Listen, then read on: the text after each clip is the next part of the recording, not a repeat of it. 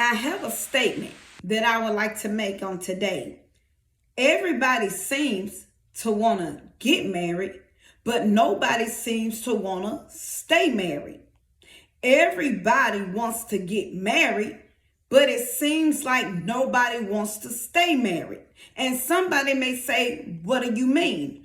Well, when you think about the divorce rate being very high, and it's always seemed like the divorce rate has been very high, and it just makes you wonder.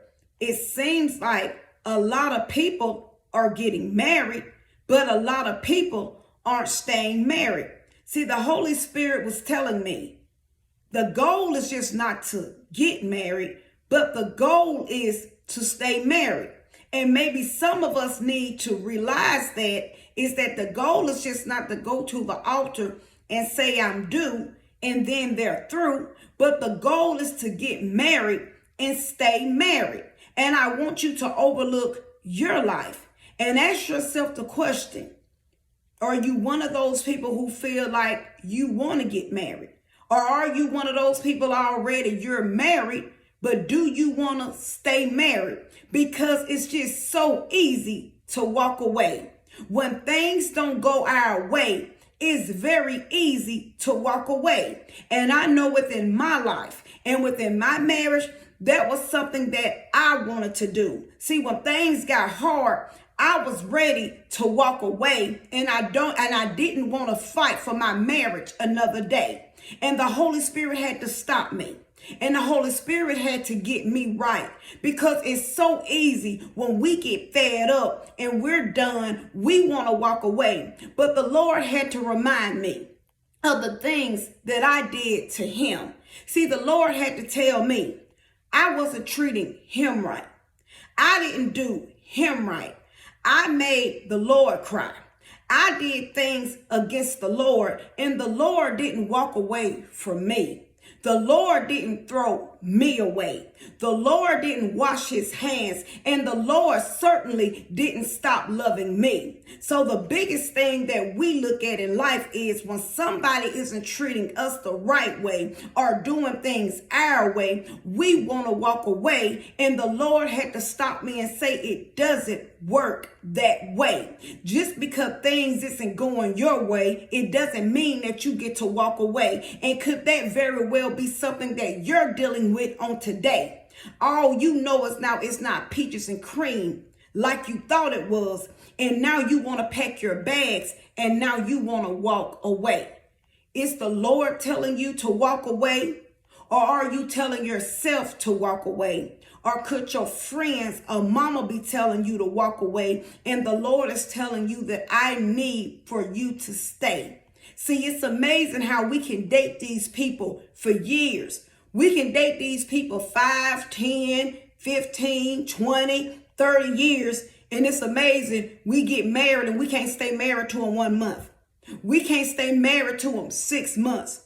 We've been shacking with these folks our whole life, but the moment we get married, we can't even stay married 2 years. And I want you to think about that on today. Why is that? Why is it that when we're dating somebody, we can put up with everything that they do under the sun?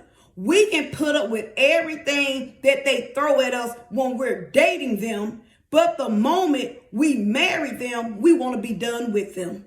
I want you to think about that now. Does that even make sense? We can put up with everything they do, but the moment we say, I do, we're through. Does that make sense? And in the marriage, we're called to stick it out through thick and thin, for better or for worse. We're called to stick this stuff out more in our marriage, but it seems like we stick it out more in a relationship. And the moment we end up getting married, why are we so easy to walk away? Could it be that we stopped seeking the Lord to do things his way? Because what the Lord had to remind me of, and what the Lord had to tell me in my marriage, is that, Stella, you can't keep doing things your way. You have to do things my way. And a lot of us, if we be honest, we don't want to do things the Lord's way. We still want to do things our way. Because if somebody do something to us, we want to get back at them we don't want to love them. If they talk to us a certain way, we want to talk to them back a certain way. We want to treat them a certain way, but we don't want to love them anyway. And what Christ had to teach me about is love. You love in spite of, the same way that Christ loved us. In spite of us being wretched sinners, in spite of us living wrong, in spite of us not loving God, God still loved us, and God still took awesome care of us. And that's the same thing that we're called to do in life. And it's not even just within a marriage. It's outside of a marriage. It's with people and friends. Because the moment people do us a certain way, we be ready to walk away. We want to hold grudges. We don't want to forgive people, but we sometimes forget that God forgave us. God didn't hold any grudges against us. So on today, what is it that you're dealing with that making you get to the point that you say you want to walk away? What is it that got you holding grudges or bitterness in your heart? We forget that God could have took his hands off of us and we could have been in the bottomless pits of hell. But God gave us opportunities after opportunities after opportunities to get our life together. Years that God has gave us opportunities to get ourselves together. And we don't even want to give a person a month to get themselves together. We want to be done with them. Get in the mirror and ask yourself the question, what is it about you today that you need to work on with you? What is it that God is trying to work on you about? We have to overlook our lives and understand that we can be prideful. We can have things going on within us that the Lord is saying it doesn't work that way. You can't keep living that way. You can't keep doing things that way, and you can't keep doing things your way.